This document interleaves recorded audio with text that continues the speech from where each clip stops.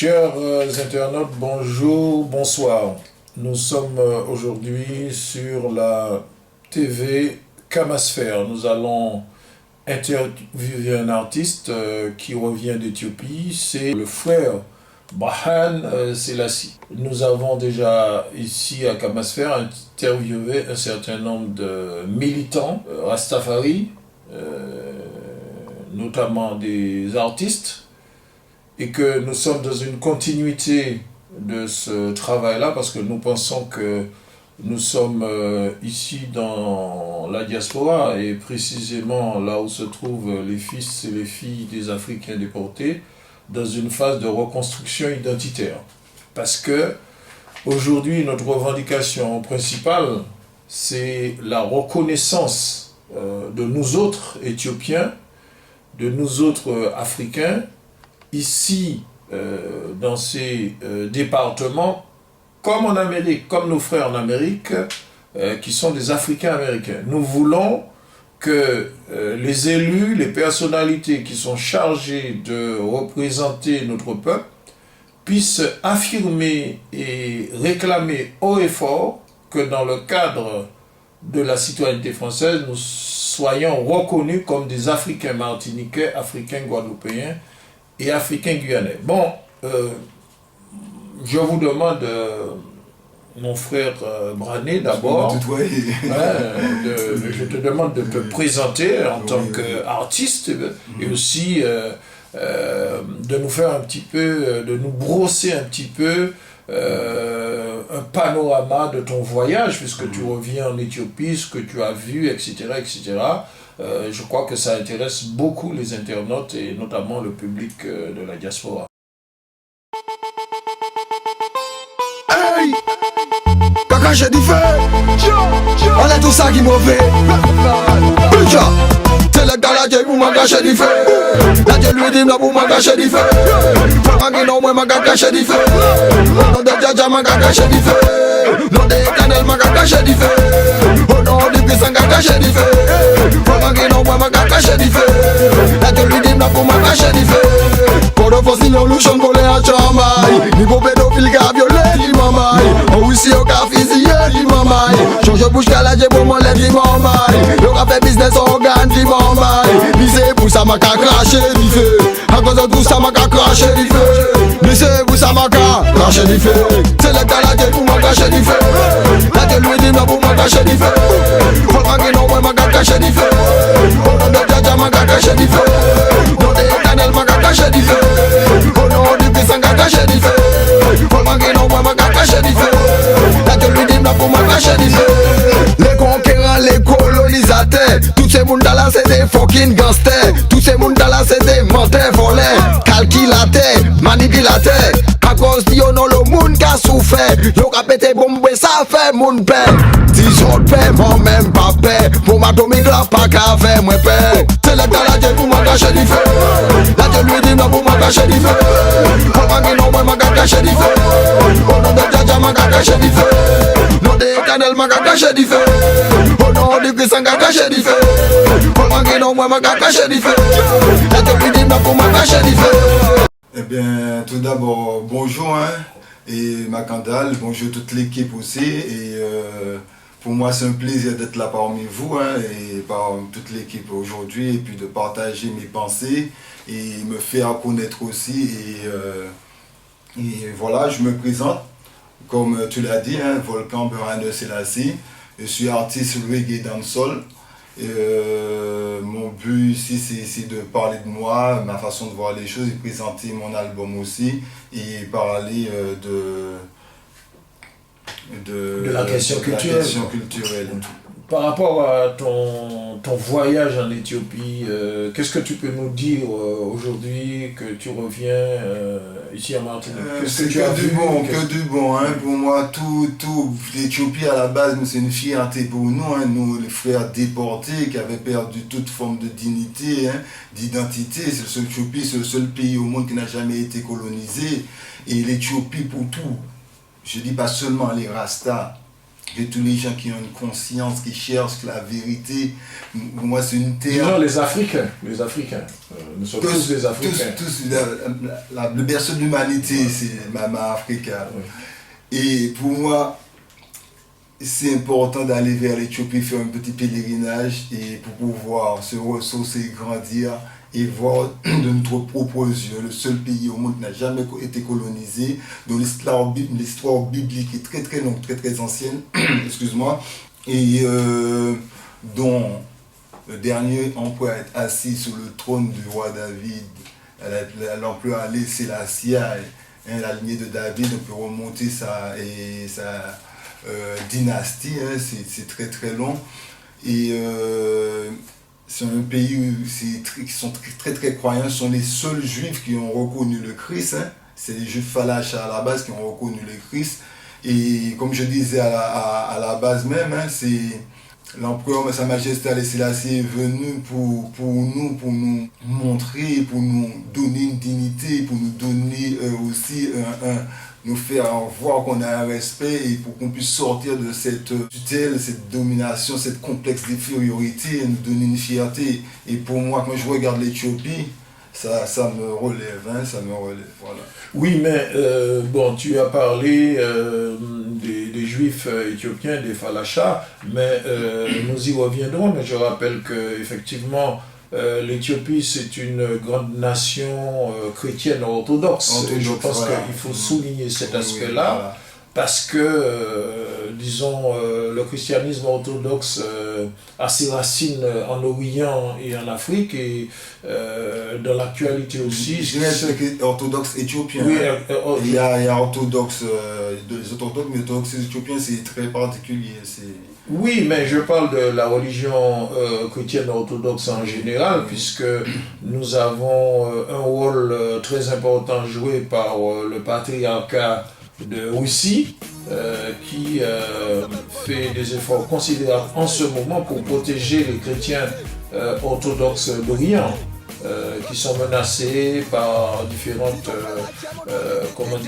catastrophes, notamment l'extrémisme. Et je crois que, à mon avis, il ne faudrait pas se renfermer sur une spécificité seulement éthiopienne du christianisme orthodoxe, parce que le christianisme orthodoxe, c'est très vaste. C'est très vaste si on réunit le christianisme orthodoxe de l'Éthiopie, de l'Orient, de la Russie, c'est déjà plus de la moitié du monde. Et que je crois que dans une perspective géopolitique, c'est très intéressant par rapport au peuple de la diaspora des îles d'être supporté par le grand courant du christianisme orthodoxe qui se trouve en Éthiopie, qui se trouve en Russie, qui se trouve en Orient, parce que je pense que c'est une démarche humaniste.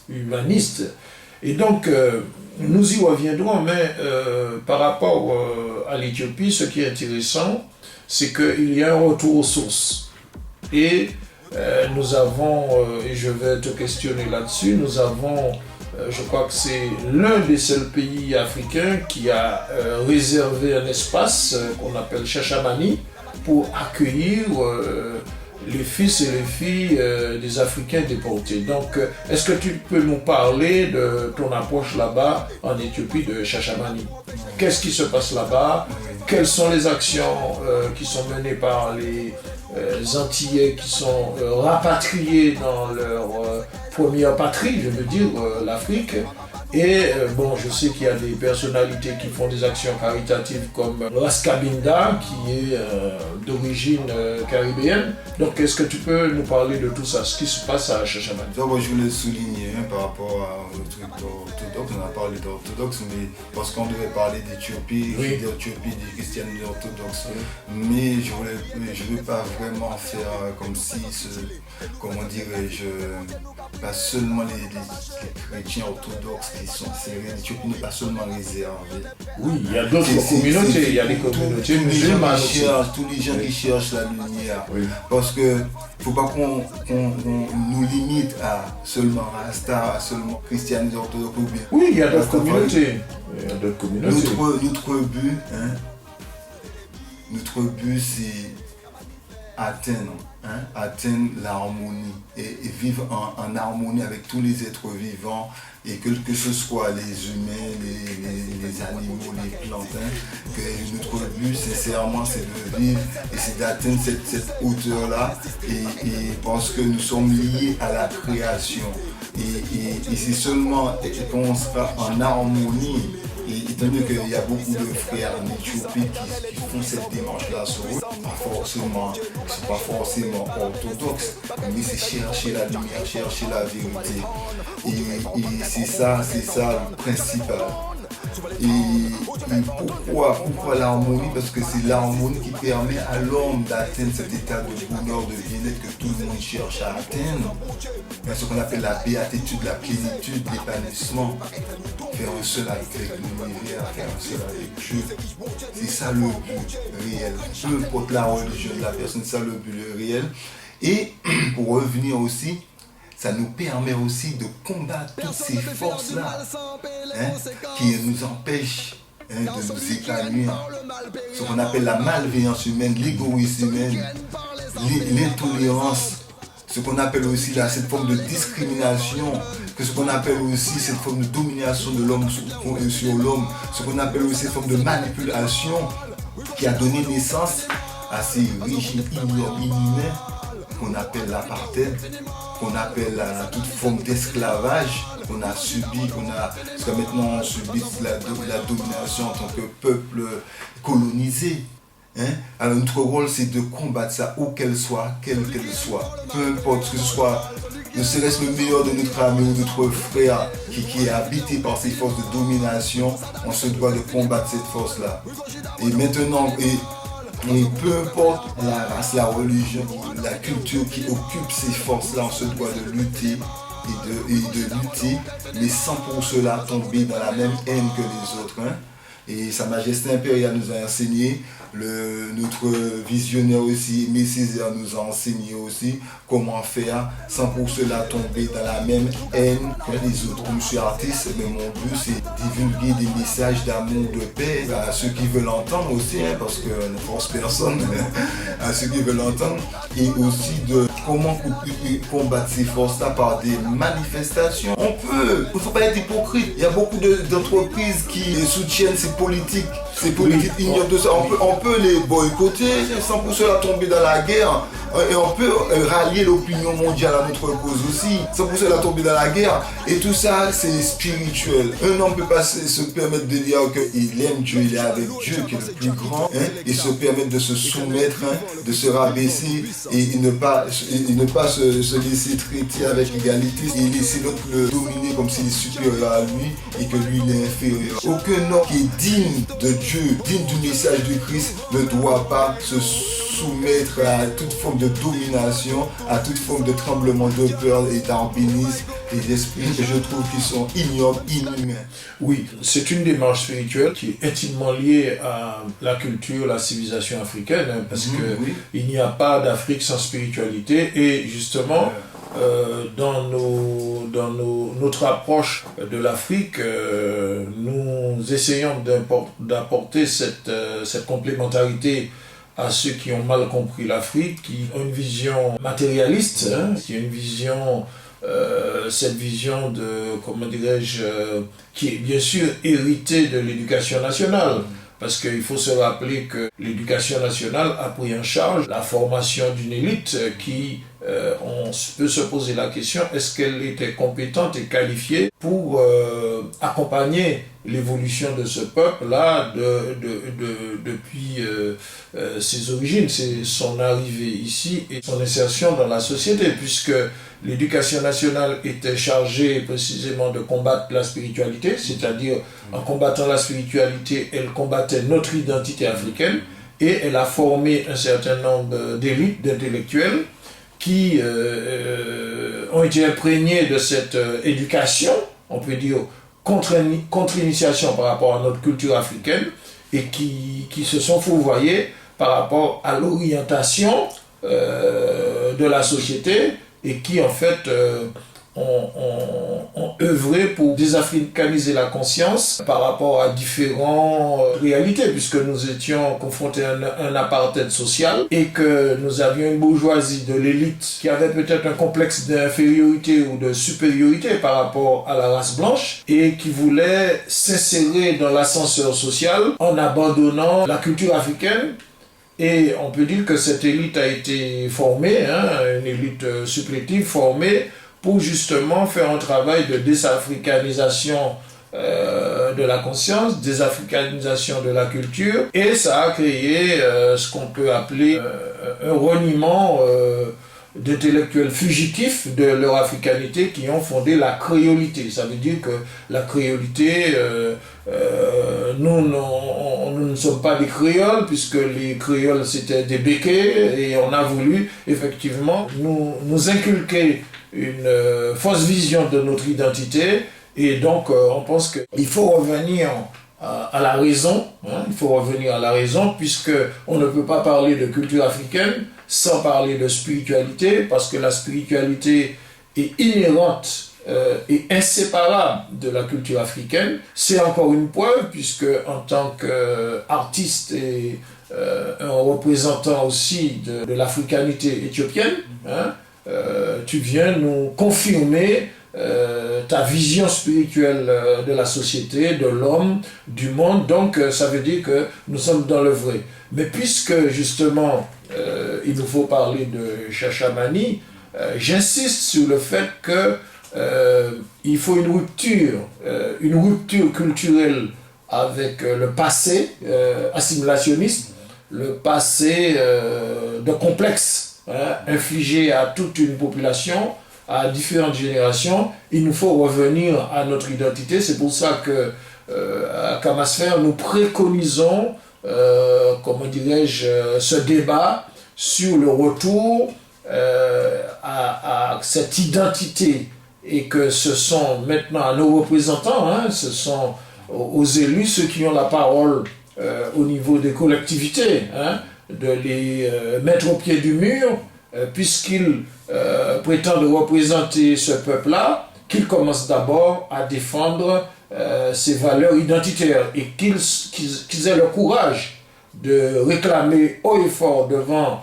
les institutions françaises, réclamer, revendiquer les doléances, qu'il s'agit de nous reconnaître effectivement comme nous sommes, comme des Africains martiniquais, Africains guadeloupéens, Africains guyanais. Donc je crois qu'il nous faut revenir sur Shashamane, parce que je veux entendre, je veux savoir, nous voulons savoir ce qui se passe à Shashamane et l'action sociale, caritative que font nos frères qui sont là-bas, qui ont fondé des communautés, qui ont des familles, qui ont des enfants. Et c'est vraiment un honneur pour nous de voir que Shashamane existe et qu'il y a des fils et des filles des Africains déportés qui sont retournés là-bas pour faire un travail. Donc voilà, que peut-on dire sur Shashamane? Oui, Shashamane, je suis allé, j'ai rencontré des frères, c'est pas la première fois, en 2013 j'étais là, je suis retourné cette année aussi, au mois d'août 2015, et je suis allé visiter les frères, je passe un bon moment avec eux, il y a pas mal de messages aussi, et des messages de solidarité, appel à la solidarité, appel aussi au retour de la terre promise, et qu'il y a beaucoup de choses à faire aussi. Mais concrètement, il y a des actions aussi. J'ai un message du frère Kamenda qui demande à tous les frères, je profite de le dire, de venir et qu'on puisse prendre une terre pour pouvoir cultiver, et puis ne pas seulement se revendiquer à chaque fois Mama Africa ou loin, mais il y a quelque chose à faire. Après, il faut le vouloir, parce qu'il y a des gens qui se revendiquent Mama Africa ici, il y a des gens qui se revendiquent occidentaux, il y a des autres qui se revendiquent culture indienne, il y a des autres qui se revendiquent pour ceux qui le veulent bien, je dis très bien, et Et en ce qui me concerne, la culture, moi je le vois comme le frère. Et comme tu viens de le dire là, en tant que Mama Africa, c'est le berceau de l'humanité. Et c'est qui dit Mama Africa dit l'harmonie, qui dit Mama Africa, et il dit aussi la fraternité et l'entraide et la solidarité. Et c'est pour ça, je m'identifie parce que je suis black, hein, c'est ce que j'observe. Et je vois, c'est par la vérité. Quand je vois les autres cultures, ce sont des cultures qui promotent la domination, qui promotent aussi l'oppression, qui promotent la domination de l'homme sur l'homme, la discrimination, qu'il existe des hommes supérieurs. Qu'est-ce que ça veut dire? Je veux savoir. Pour ça, pour revenir, ce que je parle beaucoup. Pour revenir à Chachamani, les frères sont installés et ils sont un peu déçus qu'à chaque fois il y a des frères qui viennent et qui repartent et qui ne restent pas. Hein. Et ce que j'ai aimé, c'est parce que là, l'Éthiopie, là en ce moment, hein, ça va très très vite, ils sont en train de se développer, il y a des buildings qui poussent partout, tout ça. Et si on tarde trop, ce sont des étrangers qui oui, vont... mais je veux te demander, est-ce que les frères sont cantonnés dans des actions sociales, caritatives, dans l'agriculture? Quelles expériences qu'ils font à Chachamani? Eh bien, bon, comme tu as dit, hein, l'agriculture, sur le plan hôtellerie aussi, il y a des frères qui se sont lancés, pas seulement des frères des frères de la Caraïbe, de la communauté jamaïcaine aussi, ils ont des hôtels. Et puis, c'est un choix, une vie harmonieuse, pas forcément une vie de luxe. C'est une vie harmonieuse et pieuse et bien vivante. Ce qu'on veut, hein, c'est que Camille, dans le message qu'il m'a fait passer pour les frères, hein, qu'il nous attend là-bas, qu'on puisse prendre une terre, parce que lui, là, avec un associé, il connaît aussi pas mal de contacts dans le gouvernement éthiopien, il est très respecté aussi, et à Chachamani, et ce qu'il demande, c'est qu'on vienne, qu'on puisse prendre, s'associer, et puis qu'on garantit, qu'on réaliser, faire ensemble, on va discuter, on verra, il y a plein de choses à faire. Oui, mais si comment dirais-je, il y a cet appel,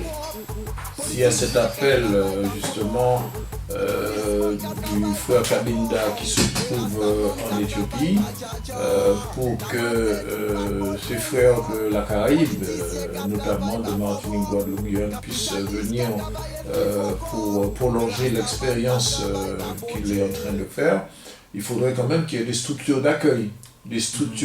Parce que si tu dis qu'il y a des frères qui viennent et qui repartent, il faut tenir compte du fait que si on vient individuellement, il faut trouver des structures d'accueil, d'autant plus si on vient en groupe, en famille, tout ça, il faut des structures d'accueil. Donc il faudra y penser, mais je veux savoir qu'est-ce que le gouvernement éthiopien, est-ce qu'il y a, par exemple, des lignes budgétaires, je veux dire, pour aider à l'intégration des frères des Caraïbes qui viennent là-bas, ou est-ce que chacun il fait comme il peut? On sait que le gouvernement éthiopien il a beaucoup de responsabilités, mais est-ce que quand même, puisque tu as parlé du gouvernement éthiopien, est-ce qu'il y a quand même une petite aide à l'intégration des Africains des Caraïbes en Éthiopie? Parce qu'il faut voir que je fais ce parallèle pour que tu comprennes, parce que toute la désafricanisation, si je puis employer ce terme, de la société occidentale, que ce soit au niveau de l'immigration ou que ce soit au niveau des territoires occupés, de la Martinique, de la Guadeloupe, des îles, on peut dire océaniennes, Nouvelle-Calédonie, ça a été basé sur ce qu'on appelle une sorte de protection sociale et une sorte, on peut dire, d'assistance. Ça veut dire que pour pouvoir intégrer les Africains dans la société qui n'est pas la leur, dans la société française ou dans la société européenne, eh bien, on peut dire ce mot, le colonialisme a investi. Il a investi et on voit bien que il a investi à tel point qu'on parle d'assistanat. On parle d'assistanat. il n'a pas cherché à développer véritablement une économie pour que les Africains des Caraïbes, disons Martinique, Guadeloupe et Guyane, puissent pouvoir être autonomes, je veux dire autosuffisants du point de vue économique. Ils ont développé surtout l'assistanat. Donc, je ne veux pas parler concernant l'Éthiopie de créer une ligne d'assistanat, mais j'ai employé, j'ai fait cette comparaison pour montrer que si au niveau de l'Éthiopie et d'autres gouvernements africains, parce qu'en Afrique il y a des richesses, il faudrait aussi que ces richesses soient bien gérées déjà pour les pays africains eux-mêmes, pour les populations africaines eux-mêmes, et qu'il y ait une ligne budgétaire africaine qui participe déjà au niveau de l'Éthiopie à notre intégration, l'intégration de ceux qui veulent. C'est-à-dire, je mets un bémol dans l'intégration, le retour, parce que je pense que, et nous avons écrit ça à Camasphère, que 15 à 20% des populations africaines de Martinique, Guadeloupe, Guyane peuvent, comment dirais-je, peuvent être rapatriées si elles le veulent. 15 à 20%. Mais on ne peut pas tomber dans le piège de vider totalement les Antilles pour laisser la place à ceux qui ont occupé le pays de nos ancêtres, hein, aussi, puisque nos ancêtres amérindiens, africains, ils ont mené une lutte et c'est leur pays. Donc on ne peut pas laisser vide cette deuxième patrie pour complètement, c'est pour ça que pour complètement rapatrier. Donc il faut être en sciences politiques logique. Il faut à peu près que 15% d'Africains de la Guadeloupe, de la Martinique, s'ils le veulent, puissent réintégrer l'Afrique. Et nous avons beaucoup parlé de ça, parce que le président, on parle de l'Éthiopie, mais le président Abdoulaye Wade, je crois en 2000, je ne me rappelle pas quelle année, hein, c'est tout récemment,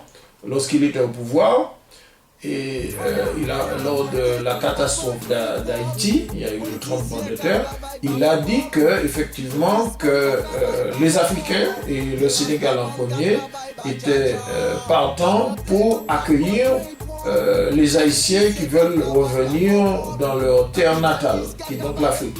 Donc je crois que c'est un précédent, c'est pédagogique, parce que effectivement, beaucoup des pays africains qui sont de l'Union africaine pourraient justement déjà, partant de ce principe, du principe énoncé par le président Abdoulaye Wade, avoir une volonté politique pour émettre au niveau de l'instance de l'OUA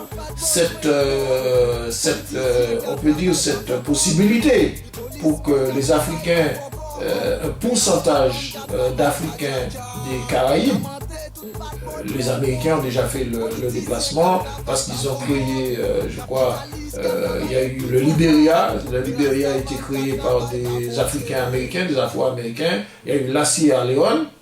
Et c'est important. Et ce que je veux dire, que si nous avons, par exemple, 15% des Africains des pays caribéens, déjà de la Réunion, de la Martinique, de la Guadeloupe, etc., de la Guyane, qui retournent, ils peuvent créer un État. Ils peuvent créer déjà un État comme les Africains ont créé le Libéria, etc. Et quel serait le rôle de cet État? Eh bien, cet État, nous avons parlé de ça, cet État aurait les prérogatives de soutenir les frères des îles Caraïbes qui sont encore colonisées. Donc il y a une implication diplomatique, c'est-à-dire si un État est créé en Afrique soit en Éthiopie, soit quelque part en Afrique par des Africains de la diaspora, ils peuvent revendiquer la décolonisation pour leur faire rester.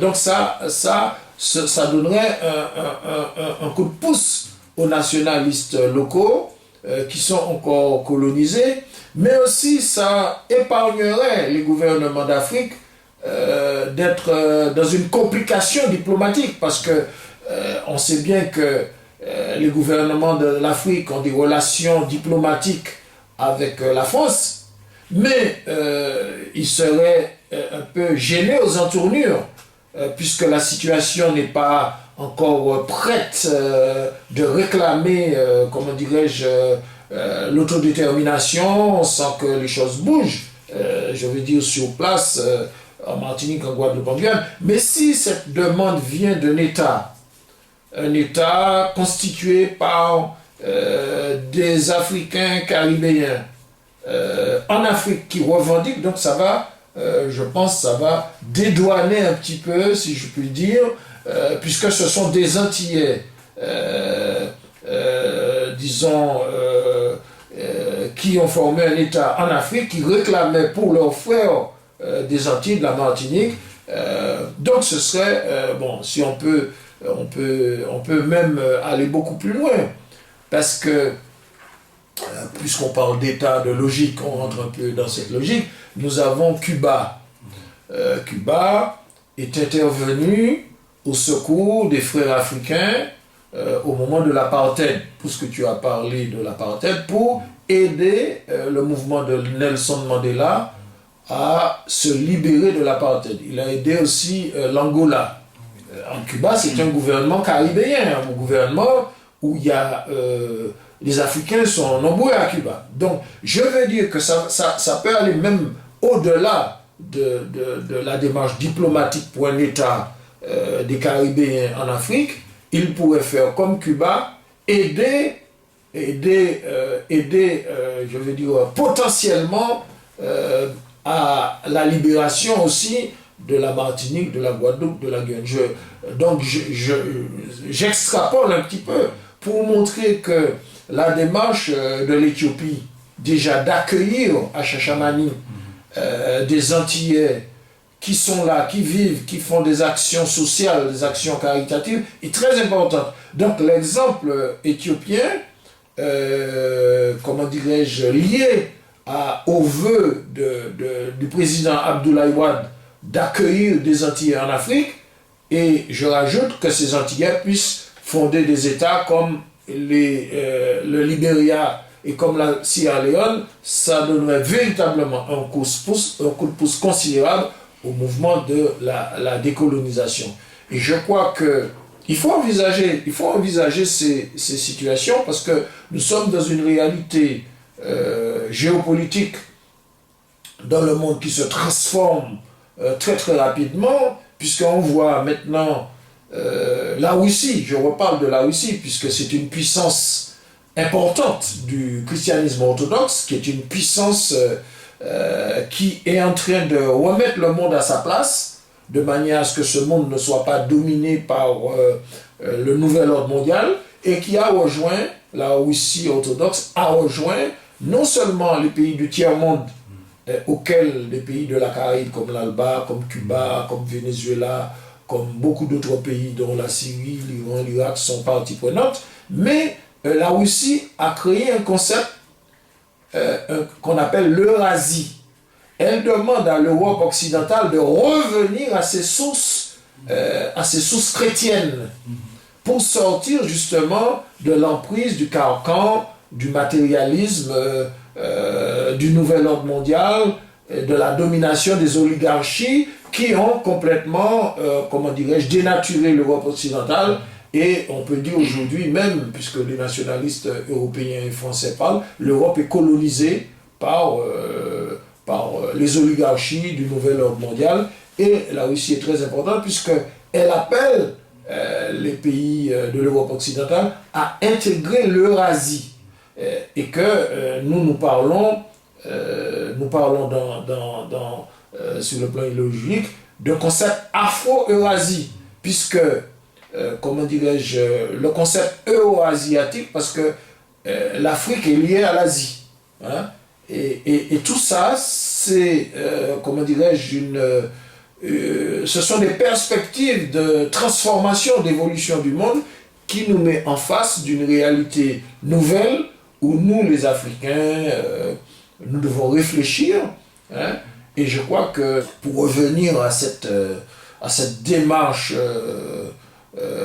du gouvernement éthiopien d'accepter que des Africains de la Caraïbe puissent revenir sur leur terre natale pour vivre leur expérience dans leur première patrie, eh bien, je crois que c'est un point de départ.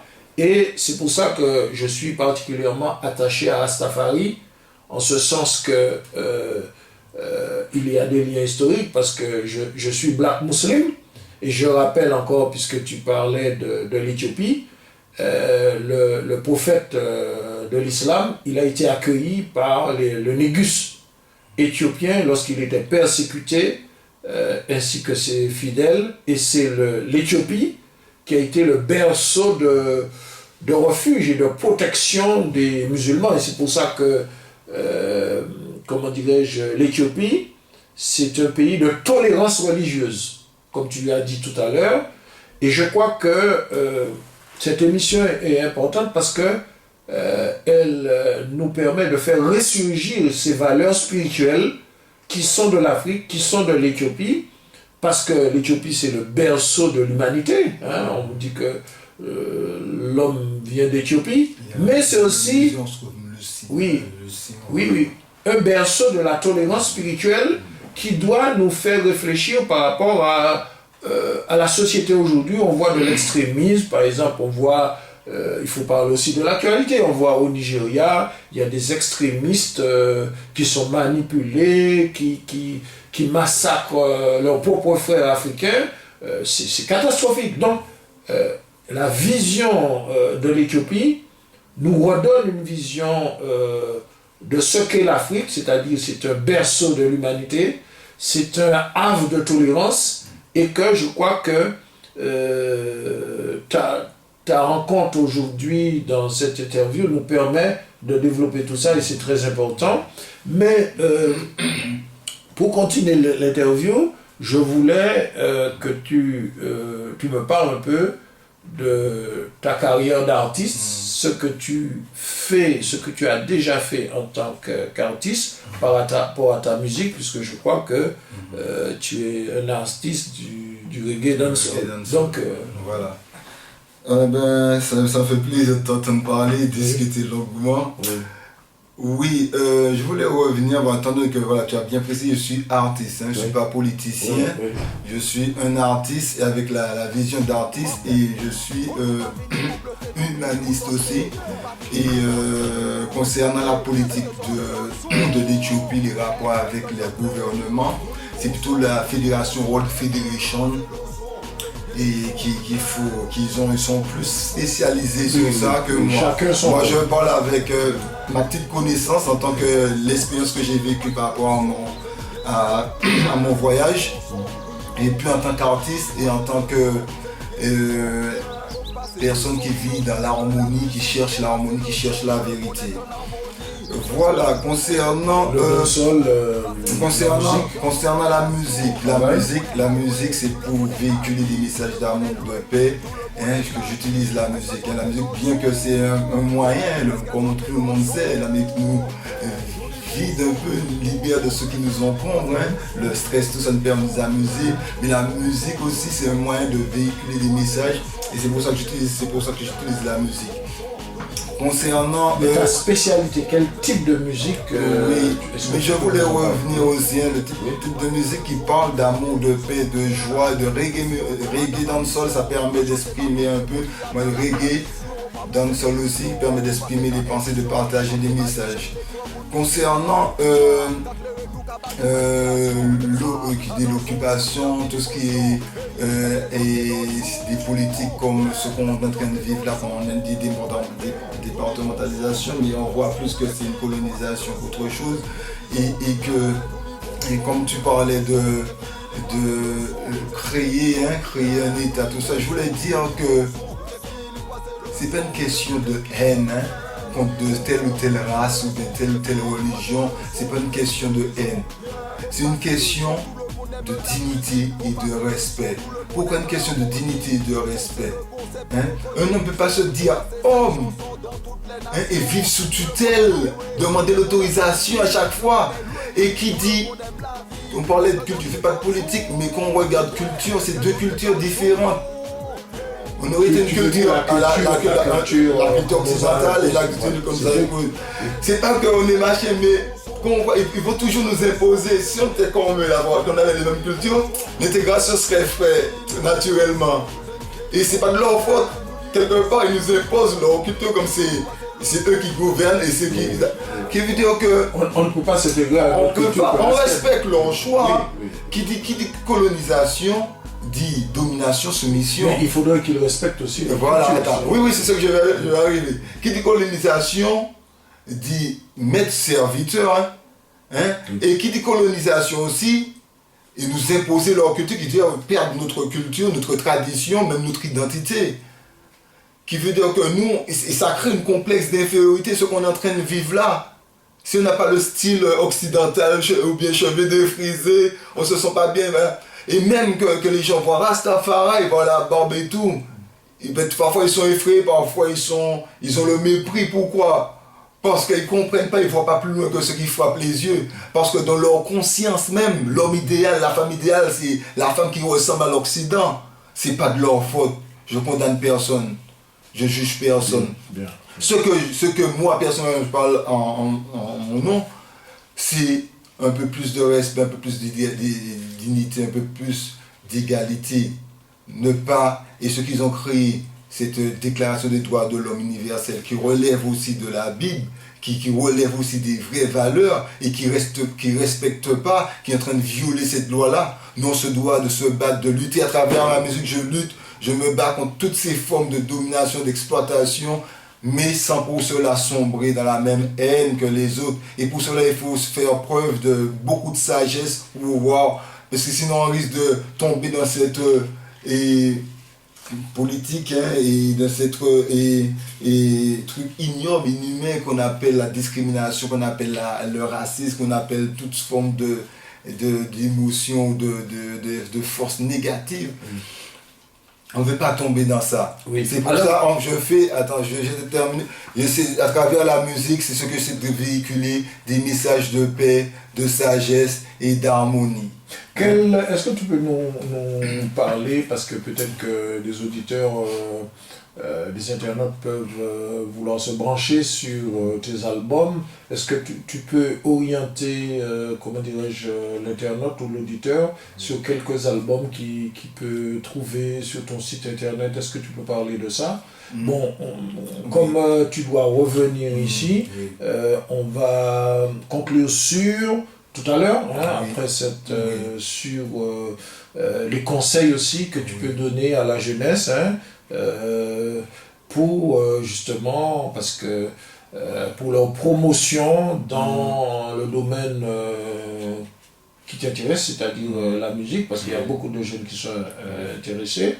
Quels conseils que tu peux leur donner? Mais est-ce que tu peux déjà orienter l'internaute ou l'auditeur sur quelques albums à partir que j'ai fait? Bon, j'ai une page sur YouTube, vous pouvez cliquer Volcan Berhane Selassie. J'ai déjà réalisé trois albums, des petites créations que je vends comme ça, que je partage, des petites prestations. Mais si on veut trouver, si par exemple au niveau de quelqu'un peut vouloir commander ces albums, il peut être en Chine, en France, voilà. Il doit s'adresser où? Bon, comme je suis dans le transport aussi, j'ai un numéro de téléphone. S'ils veulent m'appeler, ils peuvent m'appeler au 06 96 08 93 43. Ils peuvent toujours m'appeler, puis je leur donne les informations. Si les internautes et les auditeurs veulent rentrer en contact avec toi en tant qu'artiste, eh bien, ils peuvent aussi écrire à Camagnoc, 66 boulevard du Général de Gaulle, Fort-de-France, 972 00, c'est ça. Donc, ils peuvent écrire pour te contacter et puis nous transmettrons. Oui, très bien. Mais pour conclure cette émission, parce que tu vas revenir pour faire d'autres émissions, est-ce que tu peux, en tant qu'adulte, en tant qu'artiste, en tant que père aussi de famille africaine, est-ce que tu peux donner quels conseils tu peux donner aux jeunes par rapport à leur orientation culturelle sur la musique? sur la musique. Hein. Voilà, orientation culturelle, pas seulement aux frères, aux jeunes, parce que moi je côtoie pas mal de frères, je sais qu'il y a beaucoup de personnes talentueuses sur le plan musical, hein, même parfois même plus talentueux que moi parce que je me suis donné les moyens, j'ai créé une entreprise pour pouvoir me produire, sinon je n'aurais pas eu l'occasion de me produire. Je connais beaucoup de frères, et sur le plan culturel, il y a beaucoup de frères, pas seulement dans le milieu artistique et milieu musical, mais artistique, et même des gens qui savent jouer des rôles de sketch ou oui, il y a artistes, beaucoup de talent. Et ce que j'aurais aimé, c'est qu'on crée, mais il y a le parc floral, mais qu'on crée, qu'on sollicite les frères, les jeunes, qu'on les prenne en main, parce que je connais beaucoup de frères qui ont abandonné, c'était des gars talentueux, je répète, et qui étaient obligés d'abandonner parce qu'il n'y avait personne pour prolonger, pour les produire.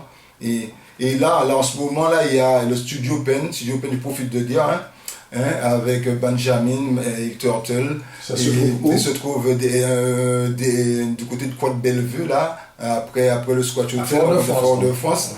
Et ils peuvent s'orienter, c'est une association qui donne la chance, qui n'est pas très chère. Et autour de cette association, on fait des clips. Je fais partie de l'association Studio Pen aussi.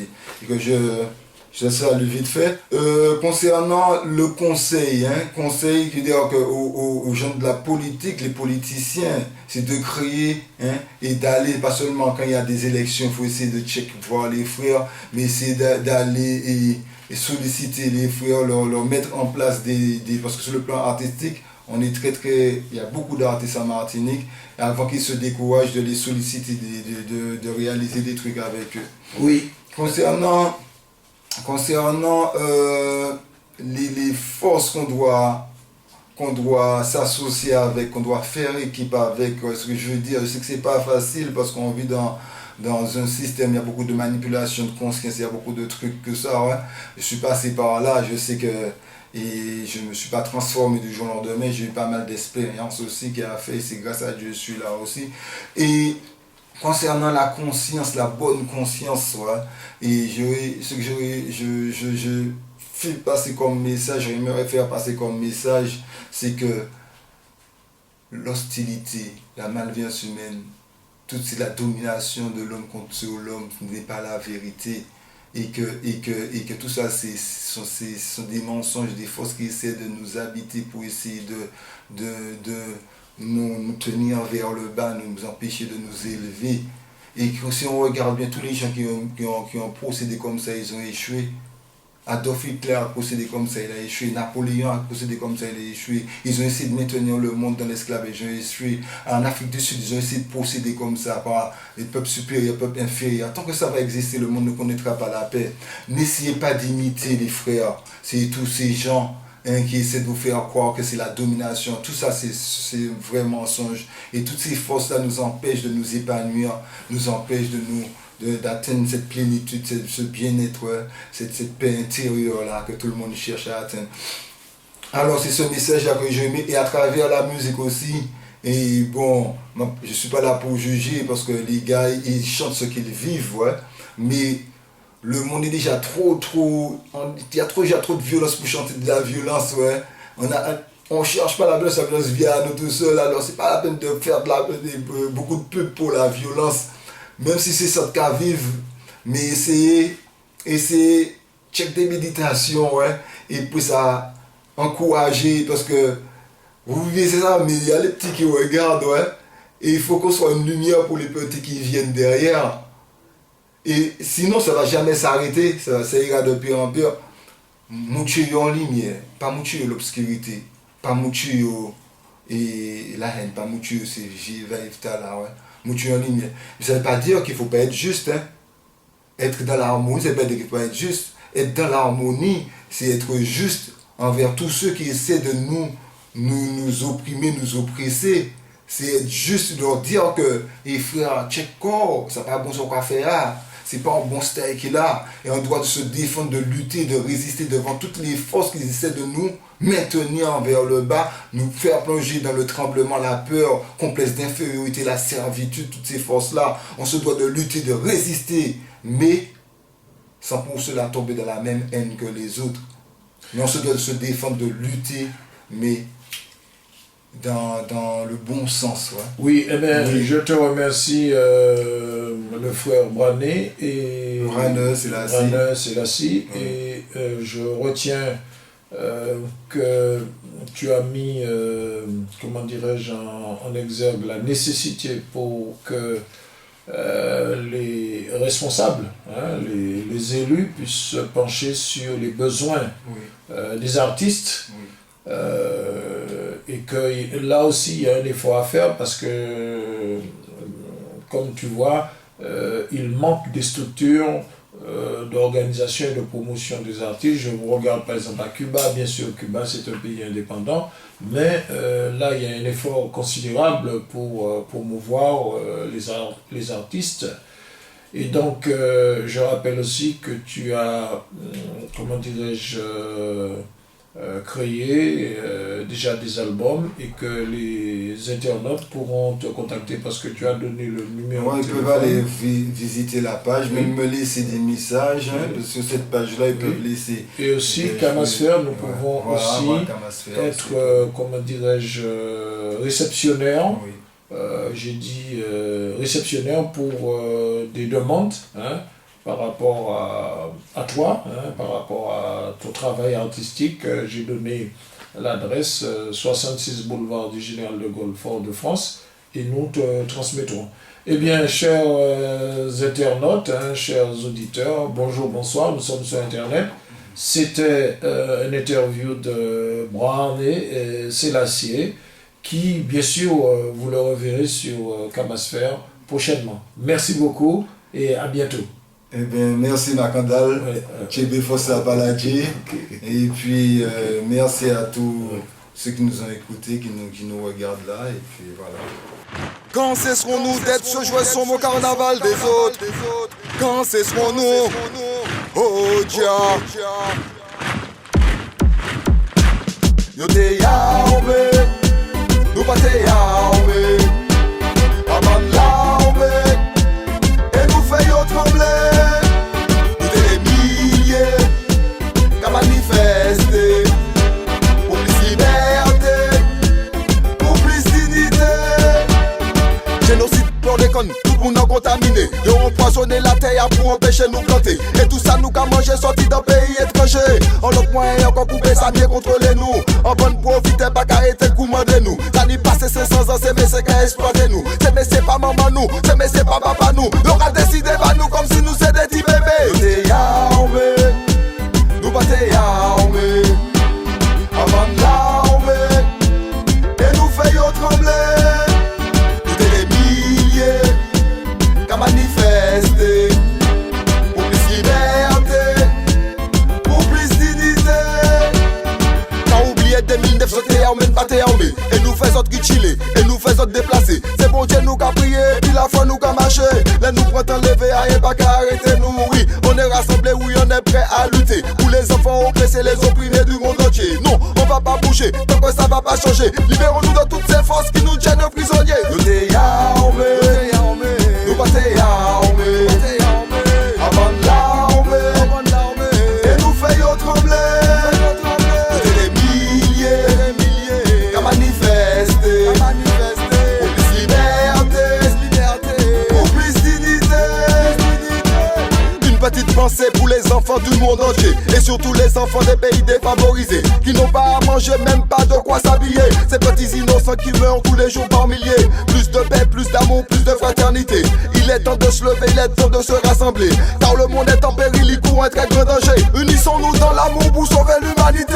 Nous armés, nous pas t'es armés. Avant l'armée, et nous fait yo trembler. Nous t'es des milliers, qu'à manifester.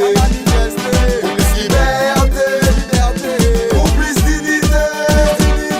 Génocide pour des connes, tout le monde a contaminé. Ils ont empoisonné la terre pour empêcher nous planter. Et tout ça nous qu'a mangé sorti d'un pays étranger. En l'autre moyen encore couper ça bien contrôler nous. En bonne profiter pas qu'arrêter de commander nous. Ça n'y passe 500 ans, c'est mais c'est qu'à exploiter nous. C'est mais c'est pas maman nous, c'est mais c'est pas papa nous. L'aura décidé pas nous comme si nous c'est des petits bébés. Nous t'es armés, nous pas t'es armés.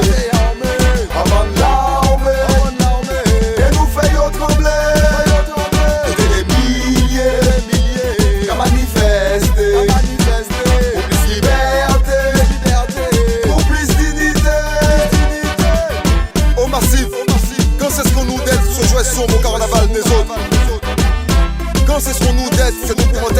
désuète, le son détruit. À quand Massif?